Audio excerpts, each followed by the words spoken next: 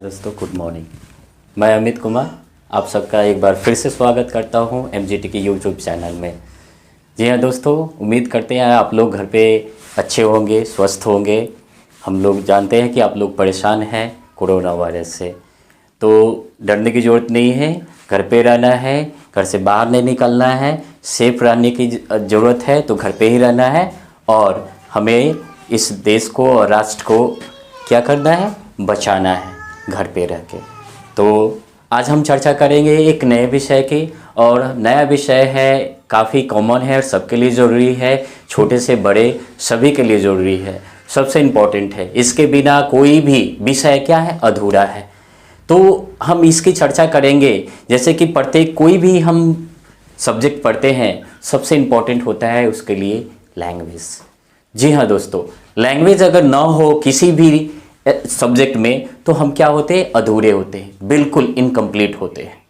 तो अगर किसी भी विषय से अगर लैंग्वेज को माइनस कर दिया जाए और कह दिया जाए कि आप पढ़ाइए, तो पढ़ाना संभव नहीं है। तो सबसे इम्पोर्टेंट होता है हमें लैंग्वेज पे पकड़ बनाना। और लैंग्वेज के लिए क्या इम्पोर्टेंट है, इसकी चर्चा आज हम लोग करेंगे। जी हाँ दोस्तों, आज हम नए चैप्टर की चर्चा करने वाले हैं, basic English grammar. Basic English grammar में सबसे पहले हम लोग जानेंगे कि इंग्लिश क्या है, इंग्लिश में लैंग्वेज की क्या महत्ता है, इंग्लिश को कितने भागों में बांटा गया। तो जी हाँ दोस्तों, आपको बता दें कि पुराने समय में आपको बता दें कि सबसे पहले ग्रामर नहीं आया था, सबसे पहले लैंग्वेज थी, लैंग्वेज बोली जाती थी, उसमें ग्रामर की आवश्यकता नहीं थी। तो सबसे पहले लैंग्वेज था, बाद में चलकर ग्रामर का इम्पोर्टेंट बढ़ा। तो सबसे पहले हम चर्चा करेंगे कि आखिर इंग्लिश है क्या। जी हाँ दोस्तों, तो कुछ लोग कहते हैं कि अंग्रेजी क्या है, एक इंटरनेशनल लैंग्वेज है, ग्लोबल लैंग्वेज है, और कुछ लोग कुछ और कहते हैं। तो जी हाँ दोस्तों, सबका अपना अपना मत होता है, क्योंकि जो डिफिनीशन होते हैं विचारों के अनुसार बदलते जाते हैं। अब यहाँ हम चर्चा करेंगे। देखिए यहाँ लिखे हुए हैं इंग्लिश क्या है। English is a language of the good communication skill which is utilized by most people of the world as global language in all area of their life। मतलब कहा जाता है कि अंग्रेजी क्या है, एक ऐसी भाषा है, एक ऐसा भाषा है जो हमें क्या करता है कि स्किल, यानी कि हमें संचार में किसी माध्यम में एक दूसरे से जुड़ने के लिए ये हमें सहायता प्रदान करता है। साथ में most of people of the world, यानी कि दुनिया के जितने भी लोग हैं, बहुत सारे लोग इसका क्या करते हैं, प्रयोग करते हैं एज अ ग्लोबल लैंग्वेज। किस तौर पे, तो एक वैश्विक तौर पे, वैश्विक भाषा के रूप में इसका प्रयोग करते हैं अपने जीवन के प्रत्येक क्षण में। यानी हमारे जीवन के हर एक कदम पे अंग्रेजी की आवश्यकता पड़ती है। इन सिंपल कहा जाए, शॉर्ट में कहा जाए तो यहाँ देखिए एक छोटा सा बात है, यहाँ पे English is a language of the English. अब यहाँ पे आप लोग सोच रहे होंगे कि इंग्लिश के पहले हम द का प्रयोग क्यों किए हैं, और यहाँ पे हम कह रहे हैं English is a language of the English क्यों बोले हैं। तो जी हाँ दोस्तों, यहाँ जब हम इसके पहले द का प्रयोग किए तो यहाँ पे इसका अर्थ निकल गया क्या, अंग्रेज। इसका अर्थ क्या हो गया, अंग्रेज। यानी ये क्या है, अंग्रेजी अंग्रेजों की भाषा है। यहाँ एक तौर पे हम कहते हैं, पुराने समय में भी हम लोग जानते हैं कि भारत में अंग्रेजी की शुरुआत कब और कैसे हुई, इसकी चर्चा हम लोग हिस्ट्री ऑफ इंग्लिश में करेंगे। लेकिन सबसे पहले हम लोग जान लें कि periods in the history of English, मतलब कहने का अर्थ कि इंग्लिश को कितने भागों में बांटा गया। पीरियड्स के अनुसार अगर बात की जाए तो इंग्लिश को 3 भागों में बांटा गया है। पहला भाग है ओल्ड इंग्लिश, दूसरा मिडिल इंग्लिश और तीसरा मॉडर्न इंग्लिश। तो इसकी चर्चा हम लोग करते हैं। ओल्ड इंग्लिश, ओल्ड इंग्लिश की शुरुआत जो हुई 449 एडी से, और ये 1066 ईस्वी तक ये जारी रहा। फिर उसके बाद आया मिडिल इंग्लिश, जिसे की शुरुआत 1150 ईस्वी से लेकर 1500 ईस्वी तक चली, और उसके बाद आया मॉडर्न इंग्लिश जो 1500 से लेकर आपका अभी तक जारी है। तो जी हाँ दोस्तों, यहाँ पे कुछ और हम इसका डिस्कशन करते हैं। तो ओल्ड इंग्लिश की बात करें तो जब ओल्ड इंग्लिश आए तो उसमें काफ़ी सारी त्रुटियां थी। जैसे कि कुछ इंग्लिश वर्ड्स, उस समय क्या था कि कोई डिक्शनरी वगैरह नहीं थी, वर्ड्स का समस्या था। वर्ड्स हम लोग क्या करते थे, कोई भी वर्ड्स आता था उसकी समस्या ये हो जाती थी कि उसका इंग्लिश हमें नहीं मिल पाता था, तो जो कहते हैं उसका हम प्रयोग कर देते थे। काफ़ी आप लोग सुने होंगे कि इसके पहले हम sweetest I do not go में भी चर्चा किए हुए थे। जॉन डॉन की जो इंग्लिश का प्रयोग किया करते थे तो ओल्ड इंग्लिश का ही प्रयोग किया करते थे, और उसमें आप लोग देखे होंगे कि बहुत सारे ऐसे वर्ड्स प्रयोग किए जाते थे जिसमें काफ़ी सारी त्रुटियां हुआ करती थी। वैसे ही यहाँ पे भी चर्चा है 449 से यानी शुरू थी। अप्रोक्सली हम इसको बात करें तो 450 से लेकर आपका ये माना जाता है क्या 1150 ईस्वी तक लगभग अप्रोक्सली ये इतना तक चला था। ये बीच में आप लोग गैपिंग देख रहे हैं कि यहाँ 1066 तक ही दर्शाया गया, उसके बाद यहाँ पे देख रहे हैं 1150 से शुरू हुआ है, अर्थात यहाँ का गैपिंग कहाँ है। तो हम बता दें कि ओल्ड इंग्लिश ही जारी था 1150 ईस्वी तक। और अगर मॉडर्न में बात करें, ये आपके 12th क्लास के स्टोरी ऑफ इंग्लिश में दिया हुआ है, आप इसके वो देख भी सकते हैं। आगे बात करें तो यहाँ पे 1150 से 1500 ईस्वी तक चला था आपका मिडिल इंग्लिश। मिडिल इंग्लिश जब आया तो इसमें जैसे कि ओल्ड इंग्लिश में काफी ज्यादा सुधार किया गया, और सुधार करके कुछ वर्षों को सुधार करके उसके बाद लाया गया तो मिडिल इंग्लिश आया। तो मिडिल इंग्लिश में कुछ त्रुटियों को सुधार किया गया, लेकिन फिर भी वहां वर्ड्स की क्या थी, कमी थी। अब वर्ड्स की कमी होने के कारण फिर भी क्या था, काफी सारी परेशानियां आ रही थी पढ़ाने में। अब इसकी चर्चा हम आगे करें तो अब यहाँ पे जरूरत थी एक डिक्शनरी की। तो डिक्शनरी की जरूरत पड़ी तो जब आया आपका मॉडर्न इंग्लिश, तो 1500 ईस्वी में जब मॉडर्न इंग्लिश आया और जारी रहा तो 1500 ईस्वी से लेकर अभी तक यानी हम कह सकते हैं कि 1500 लेकर 1800 ईस्वी तक ये चला था। ये आपको बता दें कि ये यहाँ पे पूर्णतः नहीं दिया गया, 1500 से लेकर 1800 तक ही ये चल पाया था, क्योंकि इसमें भी क्या थी, डिक्शनरी की जरूरत थी। जब पहली बार डिक्शनरी 1635 ईस्वी के करीब डिक्शनरी आई, तब जाकर इसमें काफी ज्यादा सुधार हुआ, तब जाकर आया late modern English. Late modern English जो 1800 से लेकर अभी तक जारी है, तो उसको हम लेट मॉडर्न इंग्लिश कहते हैं, जिसकी चर्चा इसमें नहीं की गई है।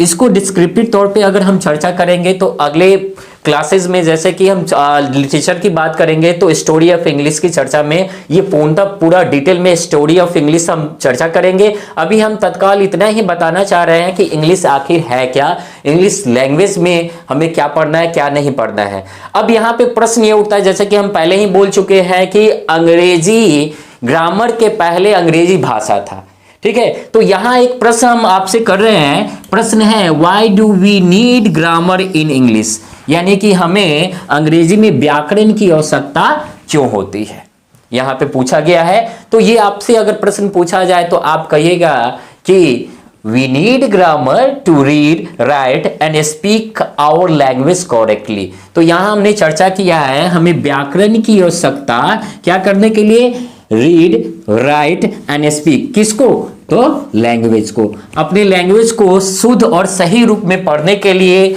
लिखने के लिए और बोलने के लिए किसकी आवश्यकता होती है, व्याकरण की आवश्यकता। जी हाँ दोस्तों, अगर हम आगे चर्चा करें तो जैसे कि आप कहीं फिल्म देख रहे हैं, कहीं घूमने गए, या फिर कहीं ऐसे जगह गए जहां आपको कम्युनिकेशन की जरूरत है, या फिर आप किसी से बात करना चाहते हैं, या फिर अपने विचारों को प्रकट करना चाहते हैं, तो वहां पे एक आवश्यकता पड़ जाती है, जो आवश्यकता है क्या, लैंग्वेज। बिना लैंग्वेज का आप किसी से कम्युनिकेशन नहीं कर सकते हैं।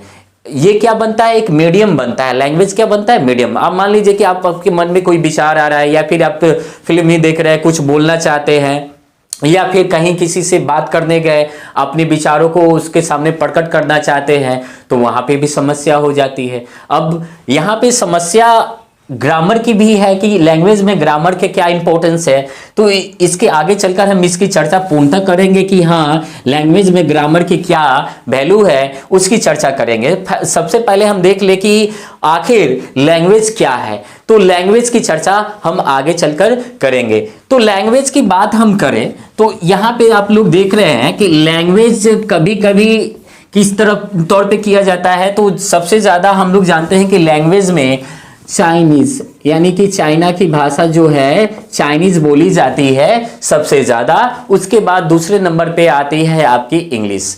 अब इसकी चर्चा हम अगर करें तो आप लोग पढ़े भी होंगे, जानते भी होंगे कि सबसे ज्यादा जनसंख्या किसकी है, तो चाइना की है। तो इसके बात की जाए ओवरऑल तो इसी कारणवश चाइना जो चाइनीज भाषा है उसको सबसे ऊपर रखा गया। उसके बाद इंटरनेशनल लैंग्वेज की बात करें इसलिए रखा गया इंग्लिश को, इसके पीछे भी एक मकसद है और एक कहानी है। जी हाँ दोस्तों, अगर आपको बात करें तो आप जाइएगा तो आपको मिलेगा क्या कि प्रत्येक भाषा में अलग अलग है, चर्चा अलग अलग है। आप चाइनीज जाइए तो चाइनीज सीखने के लिए आपको बहुत सारे लेटर्स की आवश्यकता पड़ेगी, यानी ज़्यादा से ज़्यादा लेटर्स जानना होगा। हिंदी पढ़िएगा तो 46 के लिए 46 जाना पड़ेगा, उर्दू पढ़िएगा तो 33 है। इसी तरह अगर हम बात करें इंग्लिश की तो इंग्लिश में आपको पढ़ना है 26 लेटर्स, ओनली 26 लेटर्स को पढ़ना है। और 26 लेटर्स के माध्यम से ही आप अंग्रेजी को क्या आसानी से पढ़ लिख और बोल सकते हैं। तो 26 लेटर्स की ही चर्चा यहाँ पे की गई है। 26 लेटर्स की चर्चा हम लोग कर रहे हैं, इसीलिए अंग्रेजी को इंटरनेशनल लैंग्वेज के रूप में चुना गया। यही मुख्य मकसद था इसको इंटरनेशनल या ग्लोबल लैंग्वेज के रूप में चुनने के लिए। अब यहाँ पे भाषा की हम चर्चा कर रहे थे। भाषा, तो भाषा में यहां हम आगे चलकर चर्चा करेंगे कि भाषा है क्या, भाषा को कितने भागों में बांटा गया है।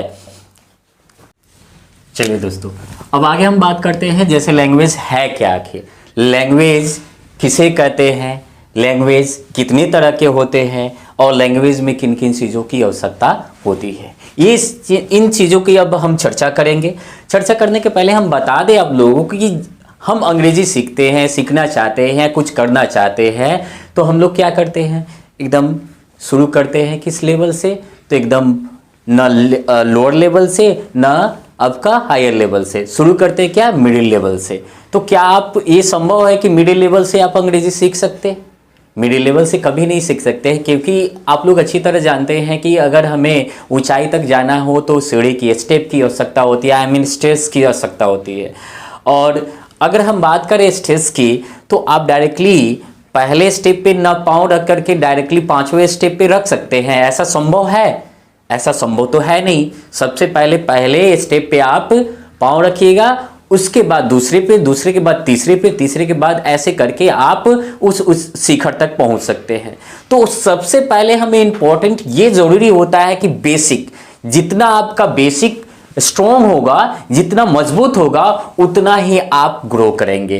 क्योंकि अगर कोई पौधा आप लगाते हैं और पौधा को सही ढंग से सींचा ना जाए और सही ढंग से उसको सारे तत्वों की दिया ना जाए तब तक वो ज़्यादा तेजी से ग्रो नहीं करेगा। तो सबसे इंपॉर्टेंट होता है कि हमें कोई भी शुरुआत करनी हो तो सबसे पहले अपनी बेस को, यानी आधार बुनियाद जो होनी चाहिए वो सबसे आपका महत्व रखता है।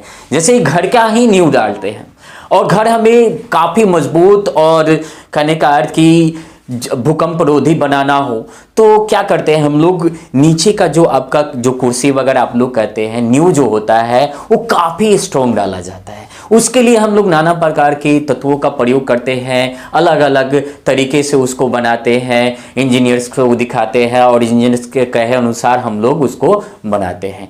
तब जाकर आपका जब नींव अच्छा होता है तो उसके ऊपर आप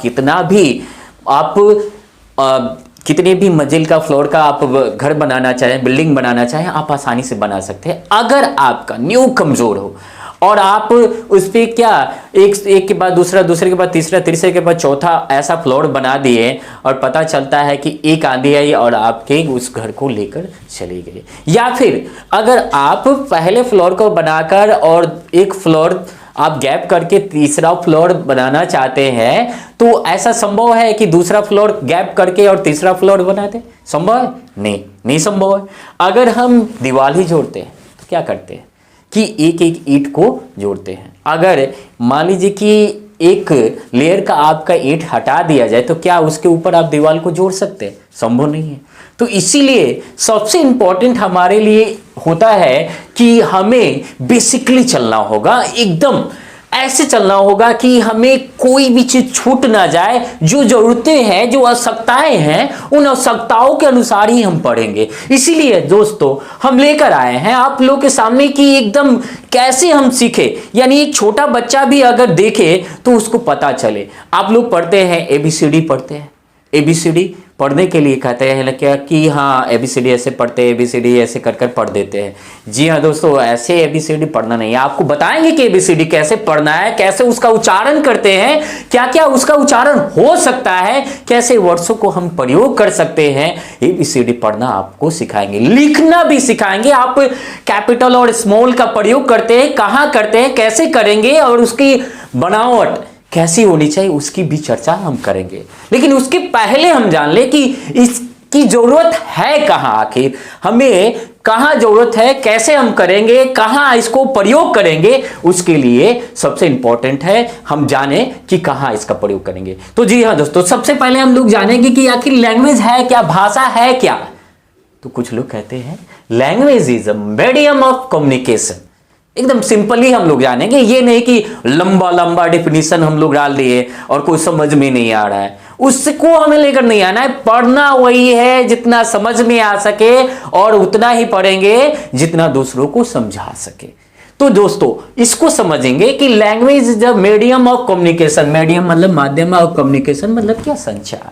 यानी लैंग्वेज भाषा क्या है, संचार का एक माध्यम है। मतलब कहने का अर्थ कि हम किसी से संचार यानी कि संपर्क बनाना चाहते हैं, कुछ बातें करना चाहते हैं, अपने विचारों को प्रकट करना चाहते हैं, या फिर अपने किसी प्रकार की भावनाओं को दूसरे के समक्ष, या फिर दूसरा कोई अपना भावना आपके समक्ष प्रकट करना चाहता है, तो उसके लिए सबसे इंपॉर्टेंट क्या हो जाता है, लैंग्वेज हो जाता है। यानी आदान प्रदान अपने विचारों का करना हो तो सबसे इंपॉर्टेंट क्या होगा, लैंग्वेज होगा। तो दूसरे शब्दों में कहे तो language is the expression of our thoughts in words. जी हाँ दोस्तों, ये क्या है, एक्सप्रेशन है, अभिव्यक्ति है किसका, विचारों का, हमारे विचारों का। कैसे, तो शब्दों में हम अपने विचारों को शब्दों में अभिव्यक्त करते हैं, तब एक भाषा बनता है। मान लीजिए कि आप गए कहीं कुछ बोलना है, हम एक वाक्य ही लिखे, अब आपको कह दिया गया कि वह आम खाता है, वह आम खाता है। चलिए एग्जाम्पल, ये वो आम खाता है एग्जाम्पल के तौर पे। अब यहाँ पे हम क्या देख रहे हैं कि ग्रामर के अनुसार चल रहे हैं। तो यहाँ पहले हम सब्जेक्ट रख दिए, उसके बाद आपका यहाँ वर्ब दिख रहा है, यहाँ ऑब्जेक्ट दिख रहा है, ठीक है। तो ये वाक्य बनाने के लिए सब्जेक्ट वर्ब और ऑब्जेक्ट की आवश्यकता होती है। सब्जेक्ट वर्ब और ऑब्जेक्ट ले लिया, अब माइनस इसमें से कर दे। मान लीजिए कि इसमें से हम ग्रामर को क्या कर दे, हटा दे। अब ग्रामर को हटा दे और आपको कह दे कि इसको लिखने के लिए, तो क्या आप लिख पाएंगे इस भाषा को, बोल पाएंगे इस भाषा को, नहीं, संभव नहीं है। अब चलते हैं इसी को इंग्लिश में लेते हैं।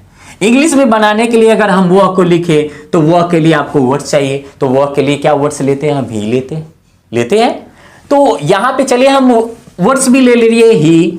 अब यहां आम के लिए क्या ले लिए, मैंगो ले लिए। अब खाने के लिए ईट ले लिए और है के लिए इज ले लिए।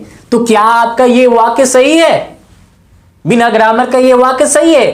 बिल्कुल नहीं, ये बिल्कुल क्या है, गलत है। बिना ग्रामर का ये वाक्य क्या है, अधूरा है। तो इसीलिए हम कह सकते हैं कि अगर हमें अपनी भाषा को सही ढंग से बोलना है तो ग्रामर की आवश्यकता सबसे इंपॉर्टेंट हो जाती है। तो यही बात आप लोग को अब हम समझाने वाले हैं। अब यहां पे चर्चा करेंगे कि अब भाषा कितने तरह के होते हैं। तो अगर आप लोग से, कुछ लोगों से कहा जाता है कि भाषा कितने तरह के होते हैं, तो कहते हैं कि भारत में 5000 से अधिक भाषाएं बोली जाती हैं, कुछ लोग कहता है लोग। लेकिन हम यहाँ पे एक शर्त रखे हुए हैं, अकॉर्डिंग टू कम्युनिकेशन, यानी संचार के अनुसार अगर बात करें तो भाषा कितने तरह के हो सकते हैं। तो संचार हम लोग का 3 तरह का संचार होता है। एक तो हम लोग क्या करते हैं, अपने संचार किसी चीज को करना हो, मतलब संपर्क करना हो तो बोलकर संपर्क करते हैं। दूसरा, अगर किसी बात को, विचारों को व्यक्त करना हो तो लिखकर व्यक्त करते हैं। और तीसरा, संकेत द्वारा। मान लीजिए कि आप गूंगे हैं तो आप बोल नहीं सकते हैं और लिख नहीं सकते हैं, तो आपके पास एक ही माध्यम होगा, उसको कहते हैं संकेतिक। अगर आप क्या कर सकते हैं, बोल नहीं सकते हैं, तो आप किसका प्रयोग कीजिएगा, रिटेन का प्रयोग कर सकते हैं। अगर पढ़े लिखे हैं तो रिटेन का प्रयोग कर सकते हैं। और अगर आप लिख नहीं सकते हैं, संकेत नहीं कर सकते हैं, तो बोलकर आप व्यक्त कर सकते हैं। तो कहने का अर्थ कि ये कम्युनिकेशन है, तीनों के तीनों कम्युनिकेशन है। और इसी के आधार पे भाषा को 3 भागों में बांटा गया है। आगे चलकर हम चर्चा करेंगे तो भाषा को और भी कई तरह से बांटा गया है। तो सबसे पहला है ओरल या स्पोकन कम्युनिकेशन या लैंग्वेज, यानी कि मौखिक संचार या भाषा। तो अगर हम इसकी चर्चा करें तो जो बोलकर व्यक्त किया जाए, यानी कि हम जो कुछ भी अपने विचारों को व्यक्त कर रहे हैं, बोलकर व्यक्त कर रहे हैं, तो वो क्या क्या कहा जाएगा आपका मौखिक। दूसरा रिटेन कम्युनिकेशन और लैंग्वेज। अगर हम बात करें इसकी तो लिखित संचार या भाषा। तो लिखित भाषा की अगर बात करें कि अगर आप क्या है बोल नहीं पाते हैं, तो गूंगे हैं, तो आप लिखकर आपका अपनी भाषा को क्या अपने विचारों को व्यक्त कर सकते हैं। और यहां पे अगर आप बोल नहीं सकते हैं और लिख भी नहीं सकते हैं तो तीसरा कम्युनिकेशन आपका बन जाता है सिंबॉलिक कम्युनिकेशन, जिसे कहते हैं सांकेतिक भाषा। यानी कि आप लोग कभी न्यूज वगैरह में देखते हैं या गूंगे लोग ज्यादातर प्रयोग करते हैं सांकेतिक भाषा, जो बोल नहीं पाते हैं और लिख पढ़ नहीं पाते हैं, तो वैसे लोगों के लिए सांकेतिक भाषा इशारों में वो बात करते हैं। तो इस तरह कम्युनिकेशन के अनुसार भाषा को 3 भागों में बांटा गया। बट यहां पे एक प्रश्न उठता है कि आखिर कम्युनिकेशन है क्या। यहां अगर आपको पूछा जाए, देखिए एक एक वर्ड्स जो आ रहा है उसको हम समझा रहे हैं। जैसे इसके पहले आया था कि हमें अपनी भाषा को बोलने के लिए हमें अपनी भाषा को बोलने के लिए क्या ग्रामर की आवश्यकता होती है, तो वहां हमने प्रश्न ये उठाया था कि आखिर लैंग्वेज है क्या।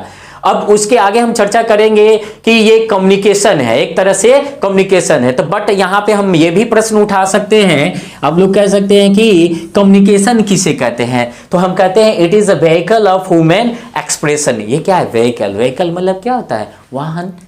लेकिन यहाँ पे लैंग्वेज के अनुसार चले तो इसका अर्थ बदल जाता है। देखिए यहाँ पे हिंदी हम लोग देखेंगे, मनुष्य अपनी अभिव्यक्ति यानी कि अपने विचार और भावनाओं को एक दूसरे तक पहुंचाता है। मतलब कहने का अर्थ कि जो माध्यम होता है, जिस माध्यम से मनुष्य अपनी अभिव्यक्ति या भावनाओं को एक दूसरे तक पहुंचाता है, तो उसे ही हम क्या कहते हैं कम्युनिकेशन कहते हैं।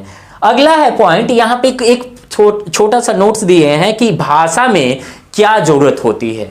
तो कह रहा है यहाँ पे लिखा हुआ है आपका, वो हम अपनी बातों को दूसरों तक पहुंचाने के लिए जिस भाषा का प्रयोग करते हैं। मतलब कहने का कि कोई भी बात आपको कहना है, किसी को दर्शाना है या फिर कोई भी विषय पढ़ाना है, तो जिस भाषा या अपने विचारों को प्रकट करना चाहते हैं, तो उसके लिए हमें भाषा की आवश्यकता आती है और भाषा का प्रयोग करते हैं। तो उस भाषा के कई क्या होते हैं एलिमेंट्स यानी अव्यय होते हैं, यानी कई तरह के उसमें भाषा में हम अवयव का एलिमेंट्स का प्रयोग करते हैं। अब उस एलिमेंट्स की बात करें, एलिमेंट्स ऑफ लैंग्वेज की, तो इसमें 7 एलिमेंट्स की हम चर्चा करेंगे। पहला, सबसे पहले अगर आपको भाषा ही बोलना है तो सबसे पहली आवश्यकता हमारी क्या बन जाती है लेटर्स, यानी ग्रामर की सबसे छोटे स्मॉलेस्ट यूनिट किसको कहा जाता है लेटर को कहा जाता है। तो सबसे पहली आवश्यकता क्या हो जाती है लेटर। अब जब लेटर क्या हो जाते हैं एक मतलब समूह में मिलकर और शाब्दिक अर्थ निकालते हैं, यानी कि उसका कोई सही अर्थ निकले तो उसे हम क्या कहेंगे वर्ड्स कहेंगे। तो वर्ड्स बन गए, यानी लेटर से वर्ड्स बना। अब वर्ड्स से आपका क्या हो जाएगा बहुत सारे ऐसे छोटे छोटे वाक्य खंड बनेंगे, जिसे हम क्या कहते हैं फ्रेज कहते हैं। यानी छोटे छोटे वाक्य खंड बनेंगे तो उसे हम फ्रेज कहेंगे। अब फ्रेजों से आपका क्या हो जाएगा आइडम्स बनेंगे, यानी आइडम्स आप क्या कह सकते हैं इसको मुहावरा कह सकते हैं। उसके बाद आपके भाषा में क्या क्लॉज भी जुड़ा रहता है। क्लॉज की बात करें तो उपवाक्य यानी छोटे छोटे उसमें वाक्य भी जुड़े रहते हैं, उसका अंश जुड़ा रहता है जब भाषा का हम प्रयोग करते हैं। अब इस उपवाक्य के बाद आपका क्या होता है इस भाषा में हम प्रोवर्ब्स का भी प्रयोग करते हैं, जिसे कहावत कहते हैं। कभी कभी मतलब कहावत में होता क्या है कि हम बातें कुछ और करते हैं, मतलब उसका शब्द जो होता है कुछ और होता है और अर्थ उसका कुछ और निकलता है, तो उसकी भी प्रयोग हम भाषा में करते हैं प्रोवर्ब्स का। अगली चर्चा करें, आपका लास्ट होता है कई सारे सेंटेंसों का प्रयोग करते हैं जिससे आपका पैसेज बनता है, उसके बाद आपका छंद बनते हैं और जिसके माध्यम से एक आपका भाषा तैयार होता है। तो इस तरह हमारी भाषा बनकर तैयार होती है और तब जाकर हम सही ढंग से अपनी भाषा को व्यक्त कर पाते हैं। चलिए अब आगे हम चर्चा करें, तो जैसे कि अभी आपने देखा कि लैंग्वेज को कम्युनिकेशन के अनुसार कितने भागों में बांटा गया, बट यहाँ पे प्रश्न ये उठ जाता है कि क्या लैंग्वेज उसी कम्युनिकेशन के अनुसार आपका 3 ही भाग में रह जाएगा, क्या वही आता है आपका? अगर हम बात करें कि अब जब आप अपनी माता पिता से जो भाषा यानी घर पे जो भाषा सीखते हैं तो उस भाषा को हम क्या कहेंगे? या फिर जो राज्यों में बोली जाती है उस भाषा को क्या कहेंगे? जो अपने राष्ट्र में बोली जाती है उस भाषा को क्या कहेंगे? तो यहाँ पे समस्या ये हो जाती है कि कम्युनिकेशन के अनुसार तो हम बांट दिए उसको तीन भागों में, लेकिन अब हम यहाँ पे चर्चा करेंगे। अगला हमारा पॉइंट होगा क्या कि अकॉर्डिंग टू स्ट्रक्चर एरिया यानी जोनल, यानी कि क्षेत्रों के अनुसार या रचना के अनुसार बात करें तो लैंग्वेज को हम निम्नलिखित तरह से बांट सकते हैं। और कितने भागों में उसकी चर्चा हम पहला करते हैं। तो पहले को कहते हैं मदर टंग। मदर टंग यानी मातृभाषा, वैसी भाषा जो बच्चा जन्म लेता है और जन्म के बाद सबसे पहले अपनी माता से जिस भाषा को सीखता है, यानी माता पिता से घर पे रहकर जो भाषा सीखता है माता से, तो उसी को हम मदर टंग कहते हैं। यही सबसे इम्पोर्टेंट, बच्चा जब सीखता है ना, यहीं से उसकी बेसिकली शुरुआत होती है। यानी बच्चा सबसे पहले सीखता है माँ कहना, उसके बाद पापा दादा क्या क्या मतलब अटपटे ढंग से बोलता है, यानी वहाँ से उसकी शुरुआत हो जाती है भाषा की बोलने की। तो उस भाषा को हम किस नाम से जानते हैं? मातृभाषा यानी मदर टंग के, जो यहीं से सबसे इंपॉर्टेंट होता है। यहीं पे अगर आपका बच्चा गड़बड़ हो जाता है, यानी कि अपनी माता से सही भाषाएं नहीं सीख पाता है, यानी कि अगर माता सही ढंग से सिखा नहीं पाती है तो बच्चा वहाँ पे थोड़ा कमज़ोर हो जाता है। मातृभाषा तौर पे वो क्या हो जाता है? काफ़ी कमज़ोर हो जाता है। तो वहाँ पे सबसे इम्पोर्टेंट स्किल की ज़रूरत होती है। जैसे कि आप लोग देखते होंगे कि हम लोग कहते हैं ना कि अंग्रेज़ी सीखने के लिए सबसे इम्पोर्टेंट फैक्टर होता है, वो होता है इन्वायरमेंट। इन्वायरमेंट अगर आपका सही है तो आप कोई भी भाषा या किसी भी प्रकार का आप कम्युनिकेशन या किसी भी प्रकार का आप कांटेक्ट करना चाहते हैं, या फिर वहाँ की भाषा को, क्षेत्रीय भाषा को सीखना चाहते हैं, या फिर जो आपके आसपास भाषाएं बोली जाती है उसको सीखना होता है, तो सबसे इम्पॉर्टेंट होता है इन्वायरमेंट। उसी तरह जब बच्चे जन्म लेते हैं और जन्म के बाद कुछ बड़े होते हैं, सोचने समझने की क्षमता उनके पास आ जाती है, तो वो आपकी नकल कर कर सीखना शुरू कर देते हैं। नकल कर कर सीखना जब शुरू करते हैं तो जो आप बोलिएगा वही बोलना वो शुरू कर देते हैं।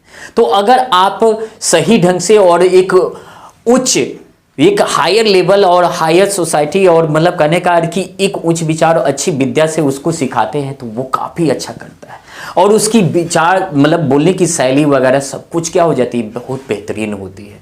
वहीं से उसका विकास होना शुरू हो जाता है।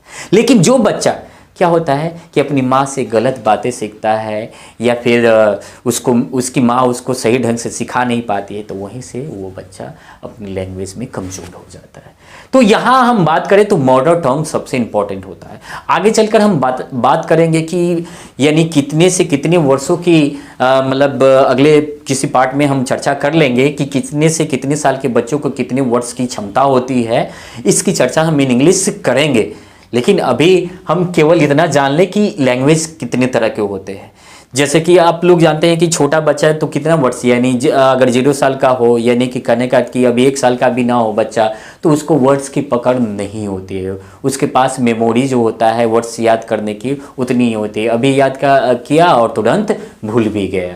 तो यहाँ पे एक चीज़ हम लोग देखते हैं, तो ये केयर करना होता है। किसी भी टीचर को ये केयर करना होगा कि उसके कैपेसिटी को देखकर, उसकी क्षमता को देखकर हम बच्चे को पढ़ाएं। ये नहीं कि उसकी क्षमता इतनी है और उसको चाहे कि हम उसके ऊपर ज़बरदस्ती फोर्स सेट करके और उस पर लाते चले गए, तो ऐसे बच्चा कभी नहीं पढ़ पाएगा। बच्चे को पढ़ाने और पढ़ने में तब मजा आएगा जब उसके अनुसार एक माध्यम से एक सही तरीके से पढ़ाया जाएगा, एक शिक्षक के अनुसार, तब आप सही ढंग से बच्चे को सही दिशा दे पाएंगे। जी हाँ दोस्तों, अब आगे बात करें तो दूसरा आपका आ जाता है कि जैसे माता पिता से जैसे हम भाषा सीखते हैं, उसके बाद बच्चा थोड़ा बड़ा होता है तो अपने घर से बाहर निकलता है और अपने समाज में जाता है, और समाज में जाकर क्षेत्रों में थोड़ा बहुत ये क्या करता है? घूमता है। और समाज में जैसे ही जाता है तो वहाँ पे उनकी भाषाओं को सुनता है, जानता है, सीखता है। जैसे अच्छा समाज होगा, अच्छी वातावरण के समाज होंगे, यानी शांतिप्रद होंगे, शिक्षित समाज होगा, तो वहाँ आपका बच्चा क्या होगा? अच्छा ढंग से सीख पाएगा। लेकिन वही समाज थोड़ा क्या हो? गंदा हो, यानी कि गंदा विचार वाला हो, यानी कि गलत बातें सिखाता हो, तो वो क्या होगा, देखते होंगे कि आपका बच्चा धीरे धीरे बिगड़ता चला जाता है। यानी कि वहाँ पे स्थिति क्या हो जाती है, सामाजिक तौर पे वहाँ पे बच्चा भटक जाता है। अब वहीं से उसके भटकने की क्या हो जाती है, विचारधारा बदलती जाती है। अब देखते होंगे क्या कि बच्चा गलत गलत विचारों को, गलत गलत चीज़ों को सीखता जाता है और आगे चलकर वो धीरे धीरे भटक जाता है, अपनी राह से भटक जाता है और पढ़ने से थोड़ा मन हटा लेता है। तो इन दोनों पे सबसे ज़्यादा इंपॉर्टेंट होता है हमें ध्यान देने के लिए। आगे बात करें, ये सामाजिक भाषा या फिर क्षेत्रीय भाषा सीखने के लिए, यानी जहाँ जिस क्षेत्र में रहते हैं उस भाषा को हम क्षेत्रीय भाषा कहते हैं। अब जैसे ही हम अपने क्षेत्र से निकलते हैं तो अपनी राज्य की भाषा को सीखते हैं, यानी आप जिस राज्य में रहते हैं उस राज्य की भाषा को हम क्या करते हैं, सीखते हैं। उस राज्य की भाषा की, जैसे कि हम बिहार में रहते हैं अगर, या फिर आप दिल्ली में रहते हैं, या फिर आप हैदराबाद में रहते हैं, तो हर एक राज्य की अपनी अपनी क्या है, राज्य भाषा है। तो उस भाषा को हम लोग सीखते हैं। जैसे बिहार की उर्दू और हिंदी है, तो हम लोग क्या करते हैं, हिंदी और उर्दू सीखते हैं। आंध्र प्रदेश हैदराबाद की बात करें तो वहाँ पे तेलुगु बोली जाती है ना, तो तेलुगु भाषा हम सीखते हैं। अगर आप वहाँ चले जाए, अगर आपको पता नहीं है कि हाँ वहाँ की भाषा क्या है, और मतलब अगर पता भी है कि भाषा उर्दू है, अब सॉरी तेलुगु है, और आपको तेलुगु नहीं आ रही है, तब क्या कीजिएगा, कैसे कम्युनिकेट कीजिएगा, कम्युनिकेशन कैसे कीजिएगा। तो जी हाँ दोस्तों, वहाँ पे एक ही चीज़ काम आएगा, वो क्या है आपका इंग्लिश। वहाँ कम्युनिकेशन के लिए सबसे इंपॉर्टेंट क्या हो जाता है, इंग्लिश। तो देखिए हर एक कदम पे आपको अंग्रेजी की आवश्यकता पड़ती है। कहीं भी जाइए, विश्व के किसी भी कोने में अगर आप अंग्रेजी जानते हैं तो कभी भूखे नहीं मर सकते हैं। आप इंग्लिश को जानते हुए आप विश्व के किसी भी कोने में आसानी से रह सकते हैं। तो जी हाँ दोस्तों, तो जब हम अपने राज्य की भाषा, मतलब जो भाषा राज्य में बोली जाती है उसको राज्य भाषा कहते हैं। अब राज्य से थोड़ा बाहर निकले तो हम अगली राज्यों से मिलने से क्या बन जाता है, एक राष्ट्र का निर्माण होता है। तो राष्ट्र का भी अपना एक भाषा होता है, जिसे हम क्या कहते हैं, राष्ट्रीय भाषा कहते हैं। जैसे भारत अपने देश, जैसे महान देश की बात करें भारत की, तो भारत की अपनी भाषा है जिसे कहते हैं हिंदी। मदर टंग जिसे कहते हैं, मातृभाषा भारत की क्या है, हिंदी है। अगर हिंदी आप सही ढंग से जानते हैं, हिंदी इतनी मधुर भाषा है, मीठी भाषा है, जिसके वश में भगवान भी आ जाते हैं। कहते हैं ना कि विनम्रता से क्या होते हैं, भगवान भी वश में आ जाते हैं। तो हिंदी इतनी विनम्रता भाव वाली भाषा है, इतनी मीठी भाषा है, जिसे भगवान भी वश में हो जाते हैं। इसीलिए कहा जाता है कि भारत जो देश है ना, देवों की भूमि कही जाती है, इसी तरह नहीं।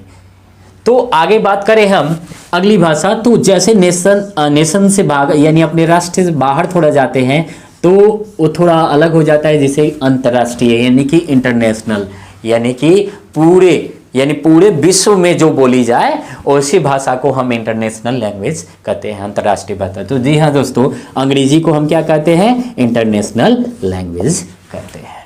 ठीक है, अगली बात करें तो अब मान लीजिए कि अंग्रेजी की हर एक देश में बोली जाती है, मतलब लगभग हर एक देश में बोली जाती है, अंतर्राष्ट्रीय भाषा है। लेकिन और भी देशों का, यानी कि आप अपने देश से जब बाहर निकलते हैं तो उस देश को क्या कहते हैं, विदेश कहते हैं। तो उसका भी तो अपना क्या होगा, एक राष्ट्रभाषा होगा ना, तो उसको भी हम क्या नाम देते हैं, फॉरेन लैंग्वेज, जिसे कहते हैं विदेशी भाषा या विदेशी भाषा कहते हैं। तो ये था आपका भाषा का स्किल। अब आगे हम लोग इसको विस्तार रूप से जानेंगे नेक्स्ट पार्ट में। आज के लिए शुक्रिया, आदाब, नमस्कार।